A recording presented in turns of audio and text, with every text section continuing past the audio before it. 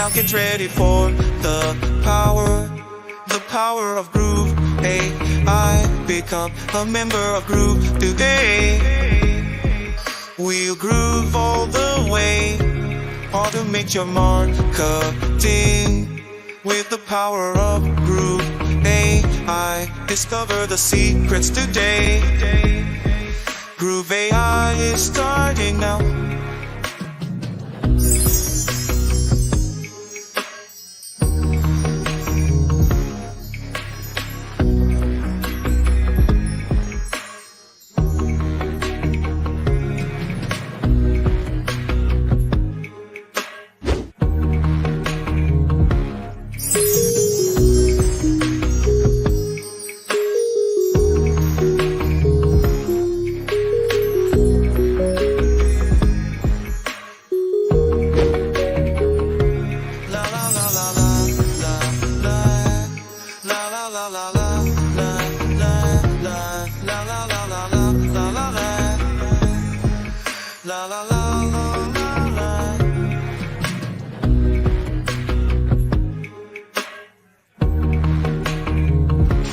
Now get ready for the power of Groove.AI. Become a member of Groove today. We'll groove all the way. Automate your marketing with the power of Groove.AI. Discover the secrets today. Groove.AI is starting now.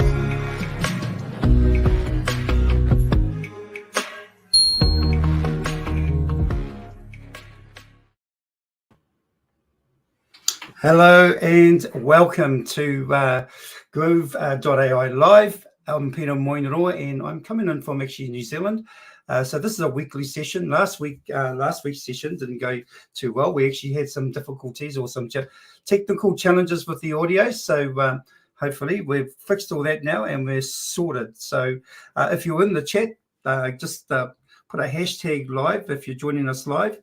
And if you are joining us later on and watching this as a replay, then just put a hashtag replay. I see Tyra's in there. Good to see you, Tyra. Glad you could make it along. I've actually got some help behind the scenes today, which is Karen, and so she's kindly offered to help out today behind the scenes. Anyway, as you know, this session is about Leonardo.ai. Now, if you've had any sort of anything to do with Leonardo.ai, just put a yes into the comments. If you haven't, don't put anything at all. I see Nancy's in there. Hi, Nancy. Thanks for joining me again. Now, this time now, I think we won't have the same audio issues we had last week. So we're going to go through Leonardo.ai. I'm not going to go through the whole complete thing, but there's a few new features that I wanted to go through go through with you in terms of which is pretty exciting. You don't actually hear much about Leonardo.ai in the in some of the news that is out there when it comes to AI updates and things like that.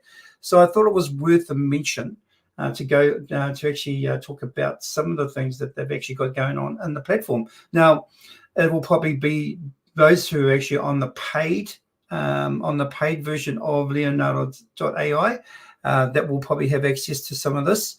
I see Goblin. Nice to see you. I think you're new. And yes, you use it, and so does Nancy uses it as well. So that's great. So I don't know if you've been in there lately, but there's a couple of new features in there which I think is worth talking about. So I'm just going to share my screen here. And where are we? Let me add. Okay, so I'm actually logged into my account, Leonardo.ai. It is a monthly subscription. So it's a paid subscription that I'm on in terms of using it. And at the moment, I've got about 8,945 credits.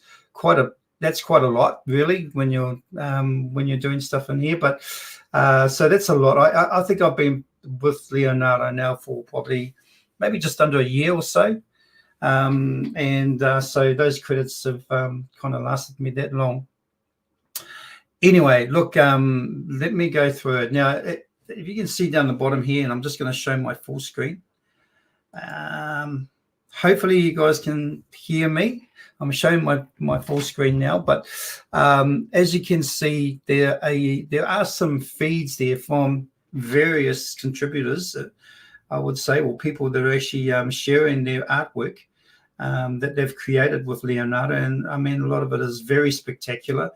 Some very realistic images there, which I think is just really sort of like pretty awesome.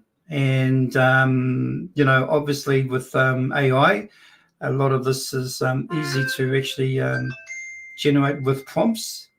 And as I go more and more down the feed, you can see just how good some of these images are. And if you actually want to know the prompt on some of these images, you can actually use these images if you wanted to, like in terms of using the prompt. So if I actually maybe selected, let's say for instance, this one here, and you can see this is the prompt details. All right, so you could use the same prompts again if you wanted to, and to actually recreate that image, that image again. You probably won't get exactly the same, more than likely not, but you will get something that's very similar. So let's just give it a try. I'm just going to actually copy it. I'm just going to copy the whole prompt. I'm going to go out of there, and I am going to go to, on the left-hand side here, I'm going to go to image generation. And I'm just going to add that prompt into here. Paste. And I'm just going to generate. Now you can you can do like the number of images that you can actually generate is up to okay, in this case 4. Now I normally go about two generations rather than 4. Just remember that the more you do, the more tokens you use. I'm probably just going to go 2 images. And just on some of these settings down the side here, photo real is something that I want. So I can switch that off if I want to, or I can switch it on. Completely up to me. Alchemy, it's just it's a new image generation pipeline. So just to give you a bit more information about Alchemy. It's a powerful pipeline designed to generate hyper-realistic photos and lifelike portraits, and that's kind of what we're after. So that's the photo real mode, but the Alchemy version 2, our evolving pipeline brings new, bespoke, high-fidelity, large models or XR models. So let's just go back to our prompt here. Now you can change the dimensions of the prompt. So here are some sizes if you want to create different sizes. I'm probably just going to go for something like here, the 512 by 768. I'm going to leave all these settings as they are. Now these are something that you may want to go for yourself and just get more information on how these settings work. But generally, when I actually do any types of generating images in here, I kind of just all I do is changing the sizes, and I always have it on photo real, and I might do 2, maybe even 4 different types of images.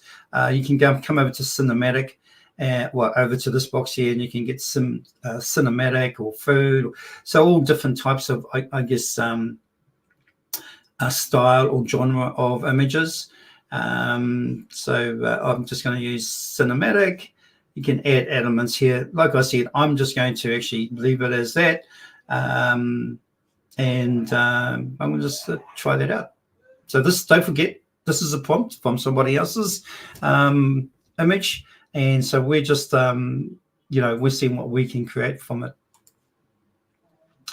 All right, so at the moment, it's generating 2 images in the size that I want, which is the 512 by 768. So it's fairly quick. It's not slow, but it's fairly quick, and that's one thing I do actually like about Leonardo.ai. It's not too bad when it comes to generating photorealistic images. And there you have it. That's the so that's the prompt from the image that we got before. Okay, it looks very, very similar. So if we go back to that image that we got the prompt from, we scroll down a wee bit, there's probably some really similarities there. I'm actually trying to find it. There it is. Similar, but I mean, look, at the end of the day, the angle, so this is more of a close-up of it. My one is actually probably more of a little bit further away. Yeah, so yeah, not bad. So, you know, like, and so that's actually not a bad you know, image from the prompt that I got. One of the other things that I'm going to do here is I'm actually going to go onto here, which is image to motion, and I'm going to create that image and you know, create it with some movement in it. Before I do that, let me just see if there's any questions in here in the chat. Okay, cool. So I'm just going to click on here, image to motion. And what this is going to do, it's going to do like just a really brief movement of the image. Let's get that. So I've actually kicked it off. There it is, working in the background. Now, just to let you know that you can actually create some really, really cool images. Like this one here I did of a fireman. This was a while back, and I did it as a you know, like with some movement in the image, and I thought that looked pretty cool. There's another one here where the fireman's actually walking away from the flames. So just a really brief kind of few seconds in terms of video image. See how this one is going. So we're still ticking along there. So I actually quite you know, like I have been using Midjourney in the past, and I find myself now more using, you know, platforms like Leonardo. So there's a bit of movement there in terms of the image. It's yeah, just probably movement in the camera, really, from the camera view, but not so much the actual image itself. But you know, it's still movement, and it's something that you know, I could use for something in the future. So that's a kind of just generating like an image from somebody else's image, really, by using their prompt. So if you're a little bit out of sort of ideas or anything like that, then you know, you can pretty much use their prompt. If I go back there, and the other thing is you can do with that, and let's just select this one here, that one there.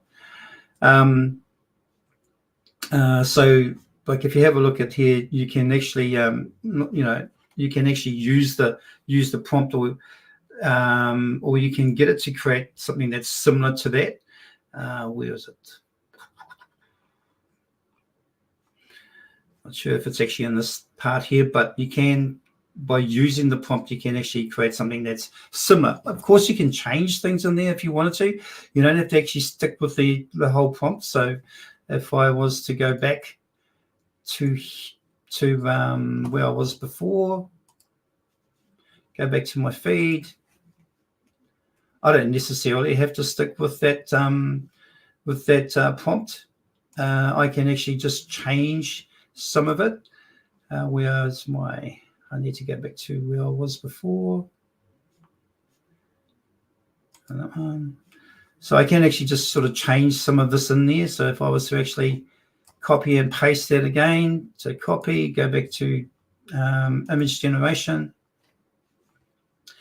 I've already got it here anyway, so I can actually just put different things in here. I could, you know, I could make it a different style. Maybe it's got there like a Tron style. Maybe if I did it like a what sort of other style can I? Robocop style. Robocop kind of looks like Robocop anyway. Robocop style. That's one thing I could change in there, and you know. What else can we? Where's a high-tech cyborg face? Cyberpunk, human-like, silver bloom. Maybe I could sort of make it like a let's make it maybe a silver red color and just see if that makes any difference. Red body with a little bit of Robocop style. Okay, I'm just going to do one image of this and actually just generate just with those two little things and see what happens. So I'm just going to regenerate that image and see what happens just with those couple of little changes. James, welcome. Deal with, is that in the US, James? I'm actually in New Zealand, so I'm not sure we deal with it. So I'm guessing it's in the US. Cool. All right, so let's have a look at it. It's regenerated, and here we have, you can see there's a tinge of red in there. I kind of like it. So it's actually added a little bit of a tinge of red in there. You can see it's kind of added a little bit of a Robocop style in it. Because I believe with the Robocop, it shows part of the face. So it has actually put that in there as well. So that's so I just made a couple of different requests in terms of the description of the image, and it's gone and done that for me. So you can see how it doesn't take a lot just to make a few changes. So I think it's actually a really as far as creating images go, I really enjoy using Leonardo.ai. All right, so I'm going to go from that, and we're just going to head over to the dashboard here. And if you see here, get started here, there's a few things that are in here that I want to cover. You have the universal upscaler, so you can upscale it, images if you want to. So if you've got some images within your like a folder somewhere on your computer, and you want to sort of upscale them, then you can upload them to here, and then you can get just upscale the by using these settings on here. Now I actually did one here. This is actually an image. It actually looked fully like this here. So this is not a very big image actually. In fact, it's a logo, but it's not a very big logo. I think it's it's really under the probably really under the actual size of the logo should be. But you can see there that's a before picture. But if I was actually to move this is the after, and hopefully you can see that. Let me just actually bring that up a wee bit. Yeah, I mean, it's not a very good image to start off with anyway, but that's kind of what it looked like before. That's what it looks like after. So, I mean, it's, like I said, it wasn't a great image to start off with anyway. Very, very small. But this is where you can do your images in here if you want to upscale them. Obviously, you're probably not going to have something that small. You're going to have something that's, a bit bigger than that, and you can do that. But you can, over here, it says upscale is 30 credits. So, that's how much it tells you how much you're going to use when you upscale an image. But yeah, I think a lot of people know quite a bit about upscaling now. It's quite a common thing. You can get images upscaled, in various different places anyway. I actually have a account with Deposit Photos, and if you know anything about Deposit Photos, they've got a few tools on there that you can actually remove video backgrounds, background from a video or background from an image, or you can upscale your images, so many different things. So there's a lot of tools out there that can do that upscaling anyway. So let's just go back here. This is what I actually found quite interesting, was there was a couple of things here. So we've actually covered the motion part of it, but there was a couple of things here that I actually really was pretty excited about. And one was the real-time canvas. Now, if I actually click on here, let's just start drawing. Like and look, this is probably the second go that I've actually had at this. So I haven't had much practice at this, but I'm just kind of intrigued just what it does. So we've got a paintbrush here. We've got the eraser. We can select all. We can upload an image, but I'm just not going to upload an image at all. Over here, it's got InPaint, so you can actually put a prompt in here. So or draw, but I'm going to add a prompt in here. I'm just going to put in Easter Bunny, because it's coming up to Easter. Easter Bunny on holiday, and let's just say, actually on holiday and relaxing by the beach. Relaxing by the beach. All right, so you can see on here we've got kind of like an Easter bunny. It looks like it's nighttime. We'll put during the day.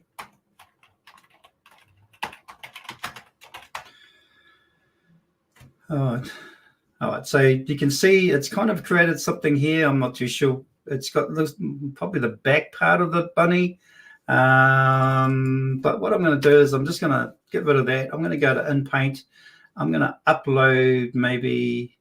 Actually, no, I'm just going to go back to join. I'm just going to start join because I've got nothing there at the moment. I'm just going to start join. I'm going to use the paintbrush and I'm just going to do an idea and see what's happening here.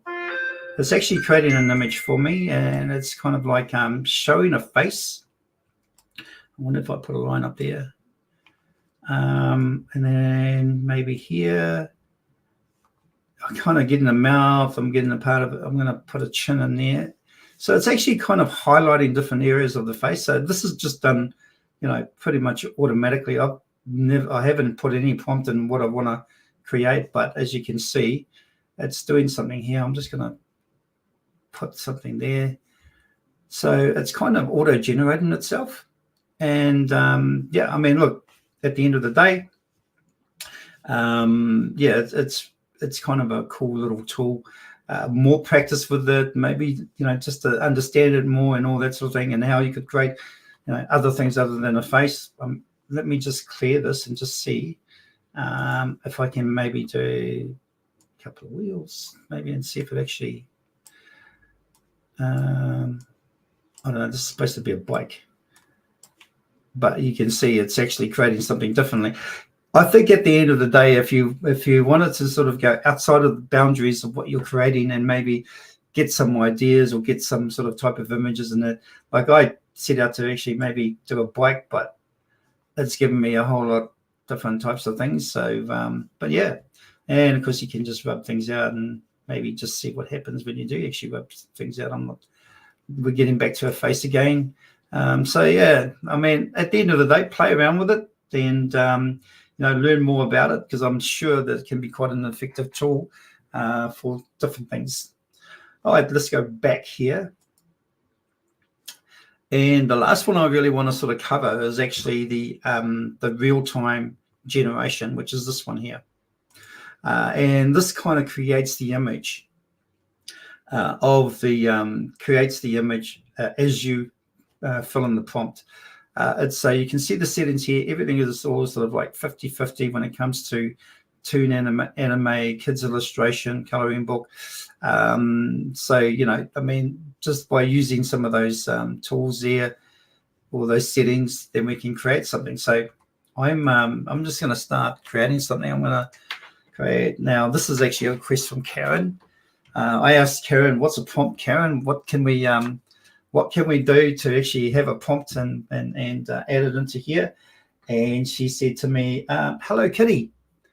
Okay, Hello Kitty. I'm not sure whether or not it will actually work, but we'll see, because sometimes these things are copyrighted, especially when it comes to global recognized characters. So I'll try it. I haven't tried it yet. And Hello Kitty, I think, was on the moon. So let's give it a go. I'm just going to put in there Hello Kitty. Hello Kitty. Okay, we got Hello Kitty. So we did get a Hello Kitty on the moon.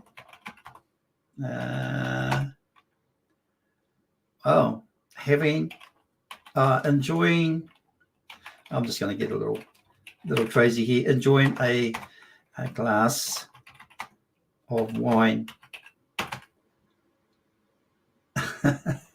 All right, so go Hello Kitty.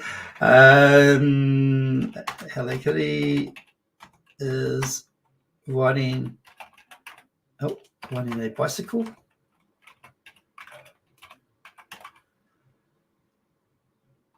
Yeah, that's pretty cool.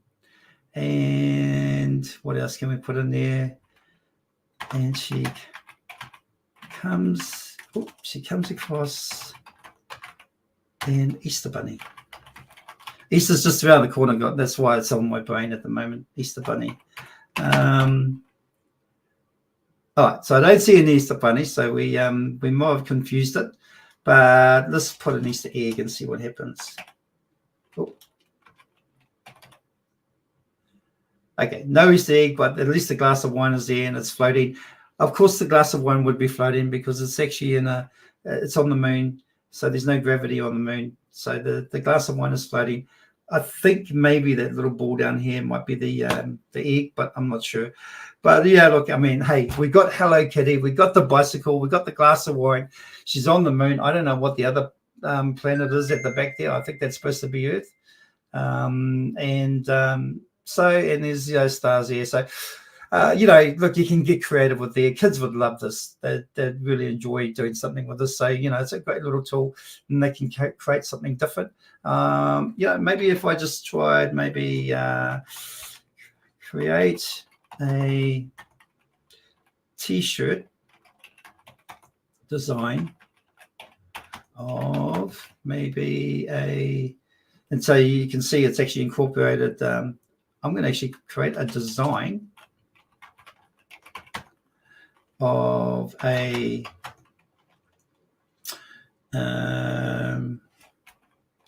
pedigree,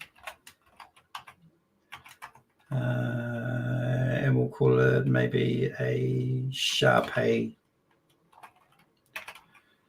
dog. This is a pretty little frumpy looking Shar-Pei dog. Actually, we might put of a pedigree bull mastiff. All right. So, I mean, that's quite a short little stocky bull mastiff, but the reason why I put in bull mastiff, I actually have a Shar-Pei bull mastiff, so cross, and so I kind of like that breed. But as you can see, it's created me a dog. I think the legs are a little bit short because I think they get a bit taller than that. And I'm going to have no background. Let's see if it actually can. Okay, so it doesn't understand that. So if I put no background, it doesn't really matter. Let me go back to where I was before, but it's got a background there that I can pretty much actually make transparent. So if I was to put that on a t-shirt, then I can use it as a image for a t-shirt. I'm going to put hair, just see how good it is. The word, have the words bull mastiff. I'm going to see just if it can actually add proper wording in there. Mastiff at the bottom. Okay, so when it comes to maybe requesting sort of words, it's got something there, but yeah. So it's not great at that. I kind of like that too as well. That's actually quite a good little photo there, or image I can actually use for t-shirts. So there you have it. Look, you can create it as you go along. So when you're actually, adding stuff to it, you can pretty much direct it or try to direct it or guide it to what you're actually looking for, or maybe it's just not too sure what you're looking for, but you keep typing and you might get something that you think is really creative and you want to use. So that's how this would come in handy. You're kind of sort of like designing as you go, but you're actually getting a real-time view of it as you're actually going through the process. Look, that's me for today. I mean, we just really covered just a few of those different things on the Leonardo.ai. I want to just quickly have a look, see if there's any comments in the chat. So James, yeah, from the US. So welcome anyway, James. And great. Awesome. So that's it, guys. Hopefully that gave you a little bit of insight. If you don't use Leonardo.ai, that's a little bit of insight into it. It is actually worth having the paid subscription. You know, and I actually went from Midjourney into this because I just felt this was probably a little bit more responsive in a lot of ways in terms of what I was actually looking for. But AI is evolving so much that there are so many platforms now that are coming out with some fantastic features and all that. So it's forever changing. And like I'm not particularly sort of loyal to just one particular platform when it comes to image generation. But yeah, it's definitely one that I would use more of at the moment. There are others coming like DALL-E. DALL-E is actually in ChatGPT 4, but you can also use DALL-E. So ChatGPT 4 is a paid subscription, but you can also use DALL-E in Bing, which is the Edge browser. If you use the Edge browser, then you can actually, the Microsoft Edge, then you can access the Bing chat there, and then you can create images in there for free using DALL-E. So yeah, there are so many different ones that it's I think there's more coming out too as well. There is one called Stability. Geez, I forgot what the last one was, but it actually creates really cool logos. But yeah, like I said, there's so many different ones out there. It's hard to keep up, really. And I think maybe you guys are probably noticing the same thing. It's hard to keep up with AI at the moment. I've got a couple of questions here. So William, welcome, William. No, this is not on the Groove.AI platform. However, Groove.AI will be connecting to platforms similar, that would actually help create images within the Groove.AI. At the moment, we're still waiting on that, but also ChatGPT creates images. But it just comes down to preference, really. Some actually prefer to just use Midjourney. I don't really have a huge preference. Leonardo seems to be doing what I needed to do. I just like some of the actual features that it has. What else have we got here? Is this a paid subscription? One that I'm using at the moment is a paid one. There is a free version for this, but like any free version, it's watered down. So there's some things that you won't be able to do in here that I can do. But just to scroll back down at some of the images that you can actually create using Leonardo, there's some pretty fantastic images there, and there are some real photorealistic type of images as well. That's pretty cool. If you actually got something like a restaurant, or you want to promote different things on a menu or things like that, something like that would be really cool. But you can see what people are doing with these and how they what they're creating with it. So I reckon that's really cool as well. So that's me, guys. Look, that's today's session. Hopefully you may have picked up, learned something from this, or you got a bit better insight into Leonardo. But yeah, thanks for joining me, and we'll see you next week. Goodbye for now.